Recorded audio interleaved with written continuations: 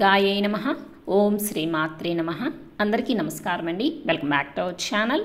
ఈరోజు ఈ వీడియోలో 2025వ సంవత్సరంలో దసరా శరన్నవరాత్రుల్లో నవరాత్రి 4వ రోజు అనగా సెప్టెంబర్ 25వ తేదీ గురువారం రోజున అమ్మవారిని ఏ రూపంలో పూజించుకోవాలి, ఏ నైవేద్యాలను సమర్పించాలి, ఏ రంగు చీరను ధరింపచేయాలి, ఈ రోజున చేయవలసిన దానం ఏమిటి, అమ్మవారిని పూజించడం వల్ల కలిగే ఫలితం ఏమిటి, అమ్మవారికి పూజ ఏ సమయంలో చేసుకోవాలి, అమ్మవారి మూలమంత్రం ఏమిటి, అలాగే అమ్మవారి ఆవిర్భావం ఎలా జరిగింది, అమ్మవారి విశిష్టత ఏమిటి, ఇలాంటి మరెన్నో ముఖ్యమైన విషయాల గురించి ఈ వీడియోలో అయితే వివరంగా తెలుసుకుందాము. వీడియోని మీరు ఎక్కడా కూడా స్కిప్ చేయకుండా చివరి వరకు అయితే చూడండి. దేవీ శరన్నవరాత్రుల్లో నవరాత్రి 4వ రోజు అనగా ఆశ్వీజ శుద్ధ చవితి రోజున విజయవాడలోని కనకదుర్గమ్మ వారు శ్రీ కాత్యాయని దేవిగా భక్తులకు దర్శనమిస్తారు.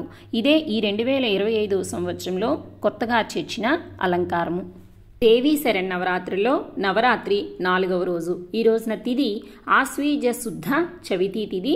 తిథి ప్రారంభం సెప్టెంబర్ 25వ తేదీ గురువారం తెల్లవారుజామున 4:18 ప్రారంభమై సెప్టెంబర్ 26వ తేదీ శుక్రవారం ఉదయం 6:19 వరకు చవితి తిథి ఉంటుంది. అంటే ఈ రోజున పూర్తిగా చవితి తిథి అనేది ఉంటుంది. నవరాత్రి 4వ రోజున పూజ చేసుకోవాల్సిన తేదీ సెప్టెంబర్ 25వ తేదీ గురువారం. ఈ రోజు నక్షత్రం స్వాతి. ఈ రోజున విజయవాడలోని కనకదుర్గమ్మ వారు శ్రీ కాత్యాయని దేవిగా భక్తులకు దర్శనమిస్తారు. ఈ రోజున అమ్మవారికి పూజ చేసుకోవడానికి శుభ సమయాలు సెప్టెంబర్ 25వ తేదీ గురువారం తెల్లవారుజామున 4:16 నుంచి ఉదయం 6 గంటల లోపల శుభ సమయం ఉంది. ఆ సమయంలో కుదరని వారు మరలా ఉదయం 7:31 నుంచి ఉదయం 9:56 లోపల శుభ సమయం ఉంది. ఆ సమయంలో కూడా కుదరని వారు ఉదయం 10:45 నుంచి పగలు 11:50 లోపల శుభ సమయం ఉంది. ఆ సమయంలో అమ్మవారికి పూజ చేసుకోవచ్చు.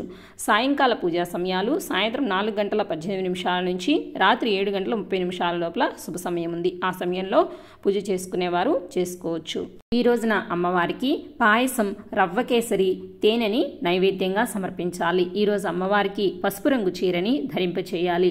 అలాగే ఈ రోజున అమ్మవారిని మందార పువ్వులతో కానీ మల్లె పువ్వులతో కానీ పూజించుకోవాలి. ఈ రోజున చదవలసిన స్తోత్రాలు శ్రీ కాత్యాయని దేవి స్తోత్రాలు, శ్రీ కాత్యాయని దేవి అష్టోత్తర శతనామావళితో పాటు అమ్మవారి మూలమంత్రమైన ఓం హ్రీం కాత్యాయన్యై స్వాహ అనే ఈ మూలమంత్రాన్ని మీ యథాశక్తి కొలది వీలైనన్ని సార్లు ఈ రోజున పారాయణ చేసుకోండి.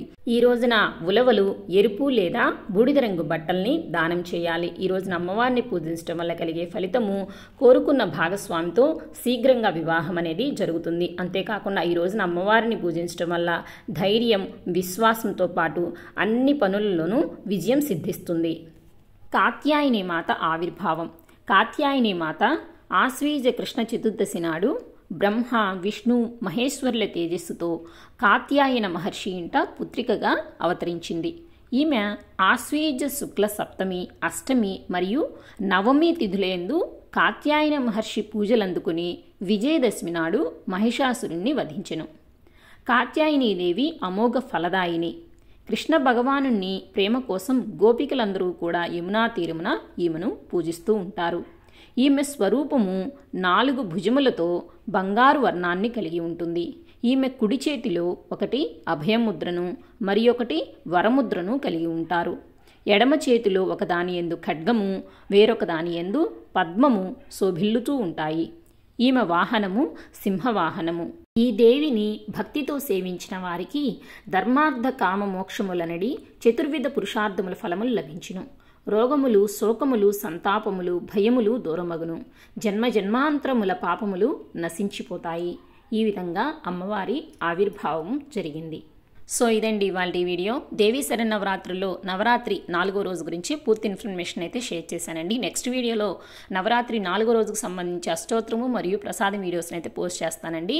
ఆ వీడియో లింక్స్ని మీకు ఈ వీడియో చివరి ఎండ్ స్క్రీన్లో అలాగే ఐకార్డ్స్లో పిన్ చేస్తాను. ఒకసారి అయితే చెక్ చేసి చూడండి.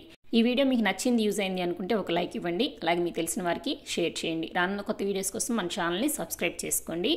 నవరాత్రి 5వ రోజు వీడియోతో మళ్ళీ కలుసుకుందామండి. సర్వే జనా సుఖినో భవంతు, లోకా సమస్తా సుఖినో భవంతు. స్వస్తి.